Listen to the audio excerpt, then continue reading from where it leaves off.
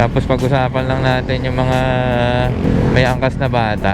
So magandang topic to. Yan, since si kuya is may angkas na bata, ayan, meron tayong requirements sa mga bata bago pwedeng umangkas sa mga motor. So unang-una, kailangan abot niya yung foot pegs. Pangalawa, kaya niyang yakapin yung rider.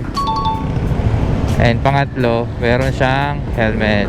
Alin man dun sa tatlo na yun ang hindi ma-meet, hindi siya pwedeng umangkas ng motor. Yan.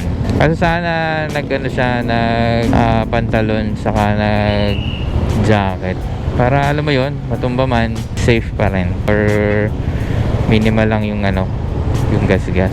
Saka bawal pong umangkas sa harapan ng rider. Yan, kailangan nasa likod kasi ang nakalagay sa batas natin is back ride, hindi front ride. Yan. Saka pwede siya kasi maging cause ng blind spot sa rider. Katulad nito, nasa harap mo yung jowa mo, tapos naka-helmet kayo pareho, mahirap makita yung yung nasa harapan. So yun lang. Ingat kayo lagi. Yan, very good to, naka-helmet siya. So sana may natutunan kayo. Iyon, let's go. Sa kalsada, laging handa. Race safe, kasama ka. Gas full lagi.